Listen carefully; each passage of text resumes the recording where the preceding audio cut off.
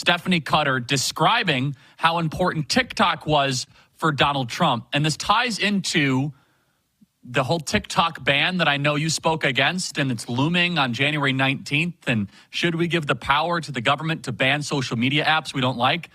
Maybe this would explain why they want TikTok banned. Play cut 60.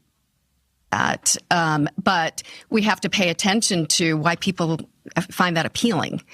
And his use of TikTok and specifically reaching those younger men, I can't tell you how many friends of mine or nieces and nephews would say to me, do you know I'm getting these things from Trump all the time on TikTok? And they're not political people. They weren't signing up for that stuff, but Trump was reaching them. So there is a lot for us to learn in that. But I will also. So the main takeaway there, Glenn, is, as you know, the TikTok ban was birthed out of the October 7th situation because there were too many Americans that were getting let's just say, unfavorable opinion of a foreign country. And I'm pro-Israel, and I think it's insane that you ban a social media app because Americans don't agree with you on a foreign policy issue. Talk about the whole TikTok element, its role in this election, and this looming TikTok ban that Trump's going to have to decide on.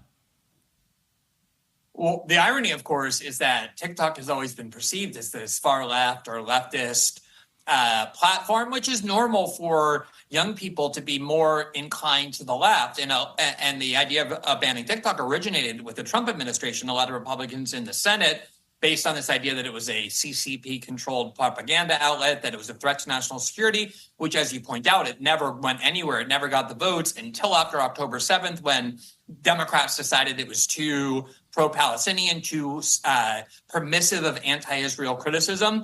But to watch now Democrats turn around and be concerned about TikTok as some sort of right-wing propaganda outlet, when all along they saw it as one of their best assets because so many people perceived it as a left-wing outlet, it is amazing. But at the end of the day, it shouldn't matter. TikTok is an app that people voluntarily use, huge numbers of people, to organize, to speak to one another, to form communities.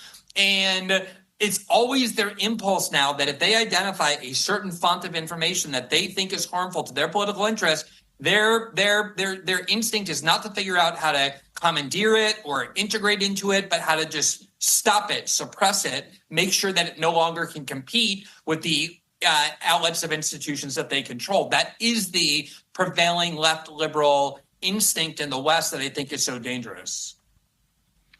Yeah, can we just also talk more just about the precedent of what this would allow to allow the federal government to say what social media apps you can use because it's fostering opinion that we don't like? And just so everyone understands, right now, TikTok is scheduled to be banned on January 19th, almost simultaneously with Trump's inauguration. I mean, again, this is so coordinated.